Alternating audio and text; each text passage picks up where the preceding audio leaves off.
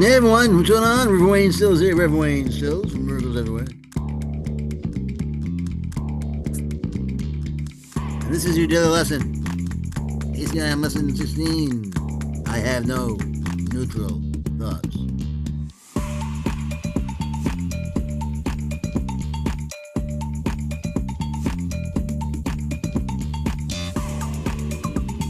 I have no neutral thoughts.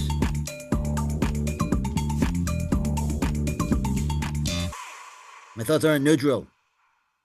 My thoughts are not neutral. My thoughts are opinions. They're opinions, aren't they? They're opinions. They're perspectives. They're builders. They build this world, whatever this world is. They build it. Consequences. They're builders. What's the other guys? Hey everyone.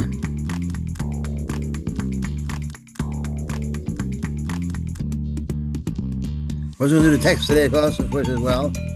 Cause and effect. Cause and effect. Cause and effect. And I have no neutral thoughts. They go together very well, both of these.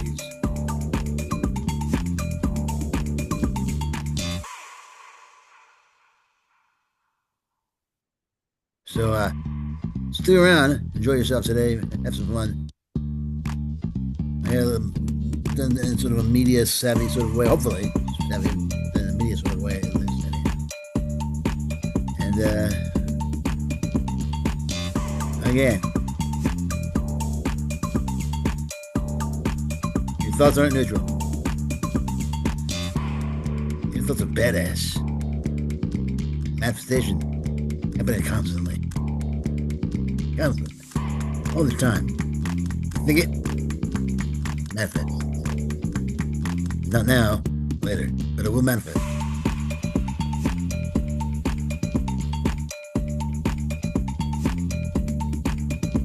Alright.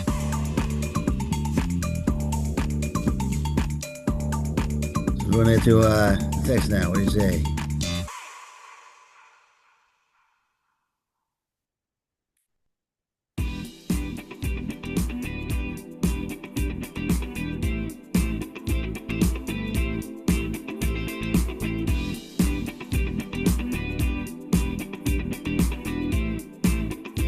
Cause and effect.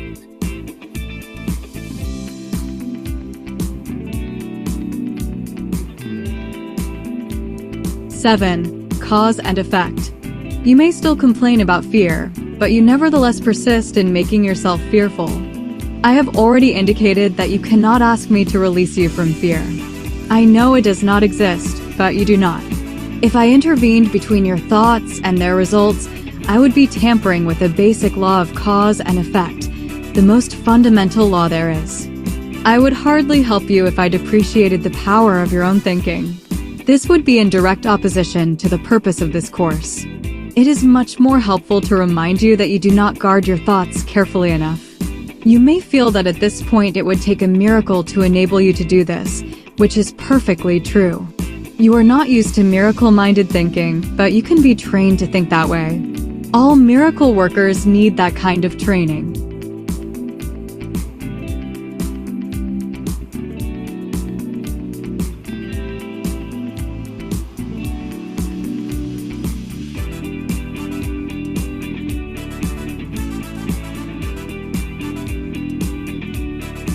I cannot let you leave your mind unguarded, or you will not be able to help me. Miracle working entails a full realization of the power of thought in order to avoid miscreation. Otherwise, a miracle will be necessary to set the mind itself straight, a circular process that would not foster the time collapse for which the miracle was intended. The miracle worker must have genuine respect for true cause and effect as a necessary condition for the miracle to occur. Both miracles and fear come from thoughts. If you are not free to choose one, you would also not be free to choose the other. By choosing the miracle, you have rejected fear, if only temporarily. You have been fearful of everyone and everything. You are afraid of God, of me, and of yourself. You have misperceived or miscreated us and believe in what you have made. You would not have done this if you were not afraid of your own thoughts. The fearful must miscreate because they misperceive creation. When you miscreate, you are in pain. The cause and effect principle now becomes a real expediter, though only temporarily. Actually, cause is a term properly belonging to God, and his effect is his Son.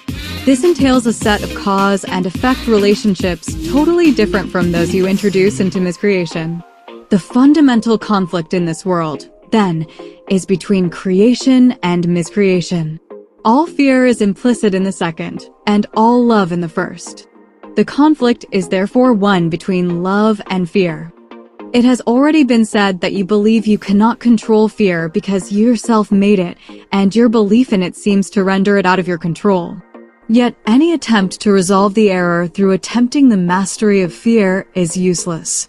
In fact, it asserts the power of fear by the very assumption that it need be mastered. The true resolution rests entirely on mastery through love. In the interim, however, the sense of conflict is inevitable, since you have placed yourself in a position where you believe in the power of what does not exist. Nothing and everything cannot coexist. To believe in one is to deny the other. Fear is really nothing and love is everything. Whenever light enters darkness, the darkness is abolished. What you believe is true for you. In this sense, the separation has occurred, and to deny it is merely to use denial inappropriately. However, to concentrate on error is only a further error. The initial corrective procedure is to recognize temporarily that there is a problem, but only as an indication that immediate correction is needed. This establishes a state of mind in which the atonement can be accepted without delay. It should be emphasized, however, that ultimately no compromise is possible between everything and nothing. Time is essentially a device by which all compromise in this respect can be given up. It only seems to be abolished by degrees, because time itself involves intervals that do not exist. Miscreation made this necessary as a corrective device. The statement, "For God so loved the world that he gave his only begotten Son, that whosoever believeth in him should not perish, but have everlasting life," needs only one slight correction to be meaningful in this context. He gave it to his only begotten Son. It should especially be noted that God has only one Son. If all his creations are his sons, everyone must be an integral part of the whole sonship. The sonship in its oneness transcends the sum of its parts. However, this is obscured as long as any of its parts is missing. That is why the conflict cannot ultimately be resolved until all the parts of the sonship have returned. Only then can the meaning of wholeness in the true sense be understood. Any part of the sonship can believe in error or incompleteness if he so chooses. However, if he does so, he is believing in the existence of nothingness. The correction of this error is the atonement. I have already briefly spoken about readiness, but some additional points might be helpful here. Readiness is only the prerequisite for accomplishment. The two should not be confused. As soon as a state of readiness occurs, there is usually some degree of desire to accomplish, but it is by no means necessarily undivided. The state does not imply more than a potential for a change of mind. Confidence cannot develop fully until mastery has been accomplished. We have already attempted to correct the fundamental error that fear can be mastered, and have emphasized that the only real mastery is through love. Readiness is only the beginning of confidence. You may think this implies that an enormous amount of time is necessary between readiness and mastery, but let me remind you that time and space are under my control.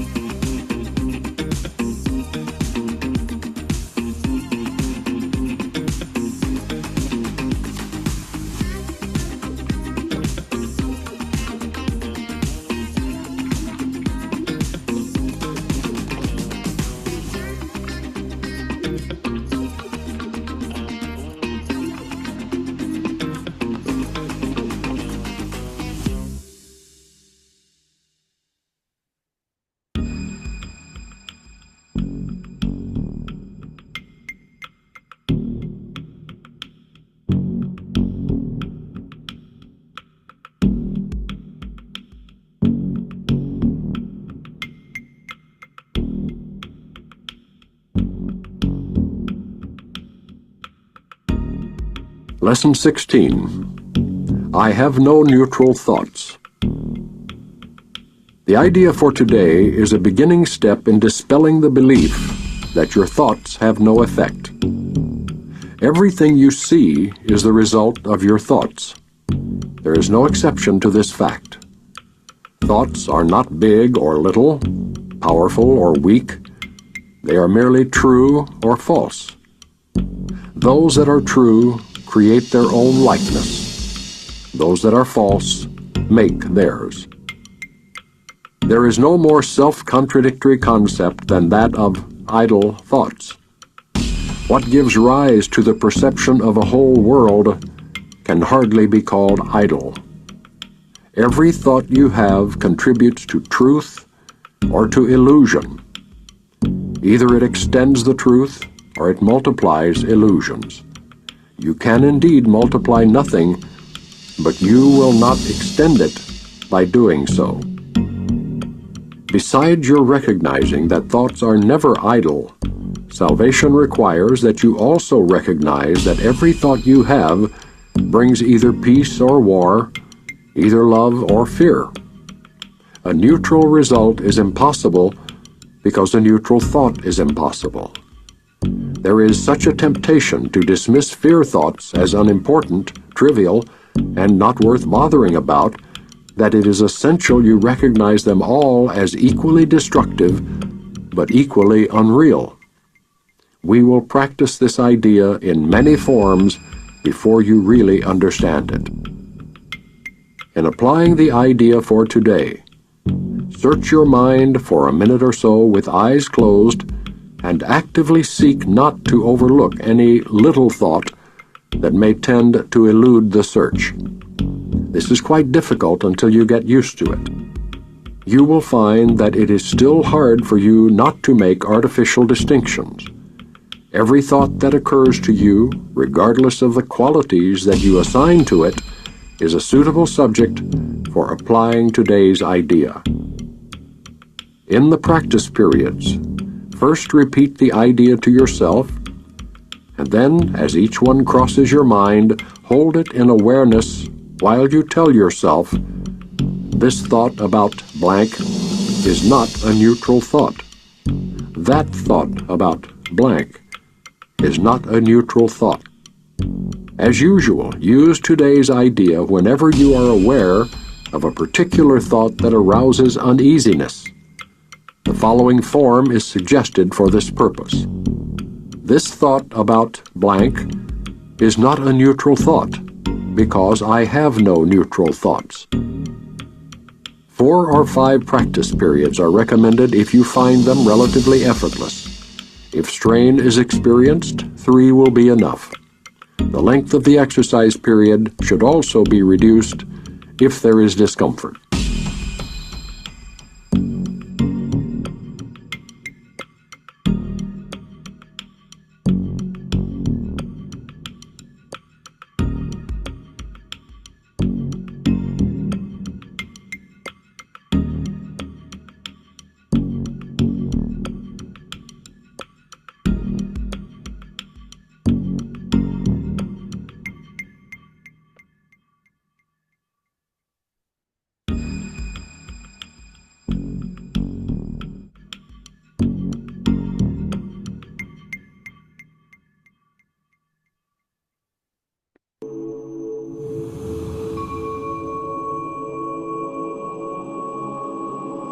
And now, let's wrap it up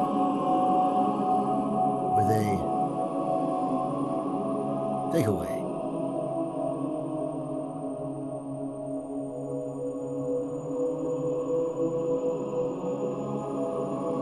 Cause and effect in the mind, a short reflection. Both the text about cause and effect and Lesson 16 from the Course share a single, powerful claim. Our thoughts are not neutral bystanders, but active forces that shape reality.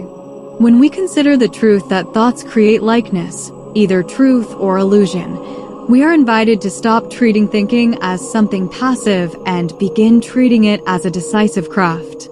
If nothing else, this pairing asks us to examine the habits of our inner life, Are we tending a garden of clarity or a landscape of confusion? The cause and effect discourse reminds us that every thought travels with a consequence. It is not enough to wish for greater peace or less fear.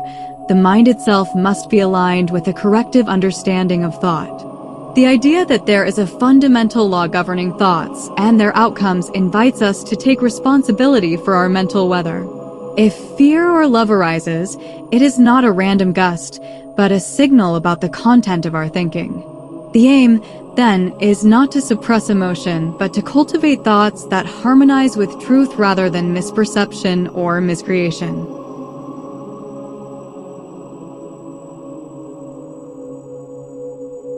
Lesson 16 deepens this stance by insisting that there are no neutral thoughts.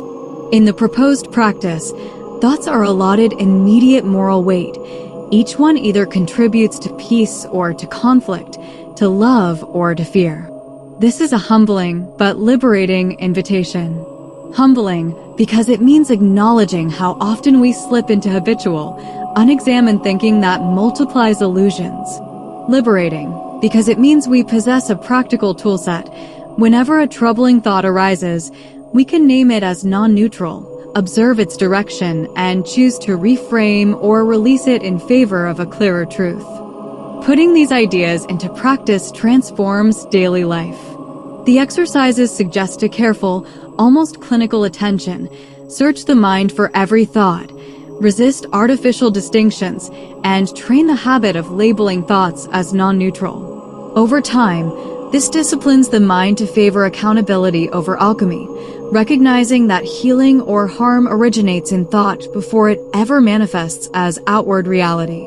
In effect, we become architects of our experience, not passive witnesses to it. Together, the cause and effect text and Lesson 16 offer a simple, demanding creed. There are no idle thoughts, and every thought has a consequence. If we embrace this, we move toward a life where peace is built not by renouncing fear, but by choosing truth force over illusion force in our daily mental dialogue. The journey asks for attention, practice, and a willingness to accept responsibility for the inner climate that ultimately colors the world we inhabit. The underlying premise is that the greatest miracle is the act of simply gaining a full awareness of love's presence in a person's life.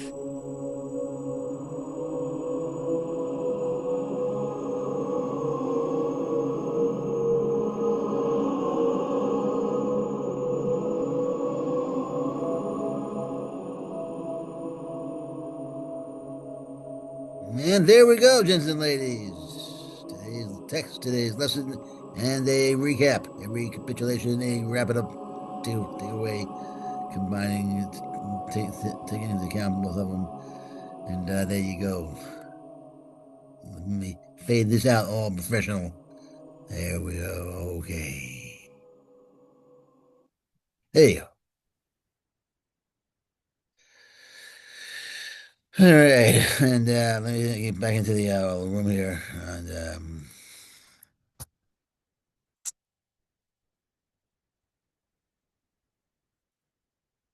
okay, so, and there you go. I have no neutral thoughts. Cause and effect. Our thoughts work in terms of cause and effect. Miracles happen within the context of cause and effect.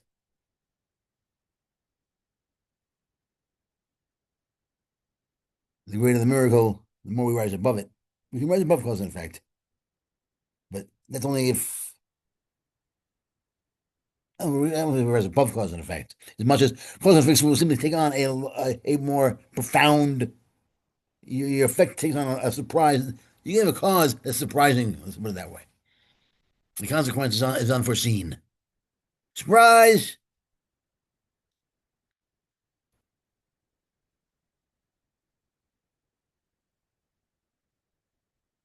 I mean, if you have if you're doing something that has a natural consequence that is difficult to remove yourself from. If you go rob a bank or something like that, there's a natural consequence of that. In the dream, there's a natural consequence to robbing a bank. It's difficult to educate yourself from. The dream beliefs will come after you, and unless you're extremely smart, Spirit's not going to reach his hand down and remove you from cause and effect. I mean, from the cause and effect that's actually playing out, that will play out, that normally plays out, the one that you're trying to get away from. Cause and effect will always play out, but if you're looking at the left, the cause and effect may play out on the right.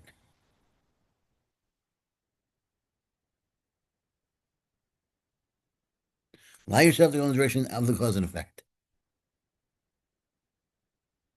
Don't expect it to play out differently than it would normally play out.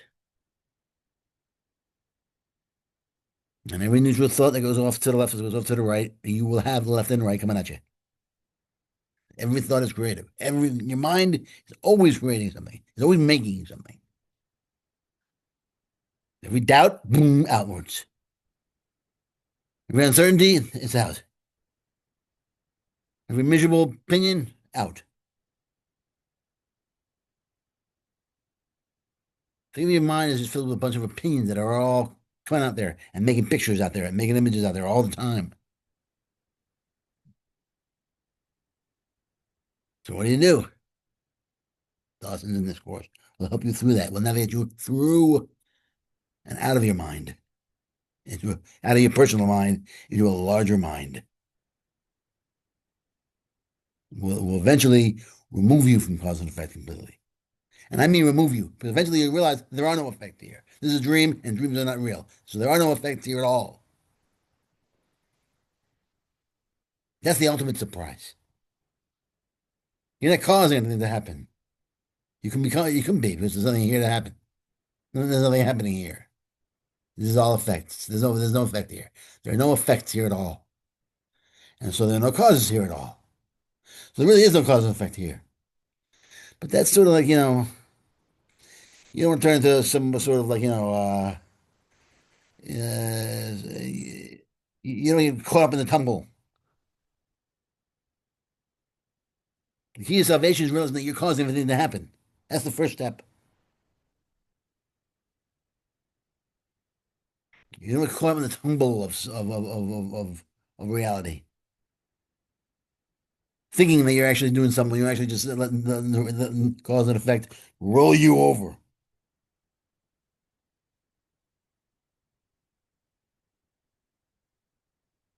What you want to do is you want to let yourself observe yourself as cause. You'll eventually become aware of the dream as being a large non-entity, a large non-effect that you've been causing, seemingly, right? Well, kind of. As long as you thought it was an effect, you've been causing it. And once you realize it was only not an effect at all, no more causing.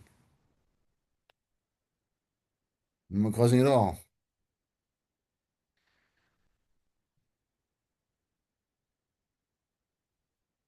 And then when that happens, when you're finally above the tumble, when you remove yourself from the tumble of cause and effect into into the observational level of cause and effect, where you can see yourself as the cause.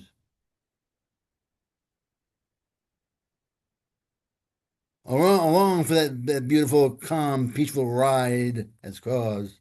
Then eventually you say, hey, wait a minute, I'm not a cause of anything because nothing's happening. There are no effects here. There's nothing but cause. There's no cause here. There's no cause, there's no effect.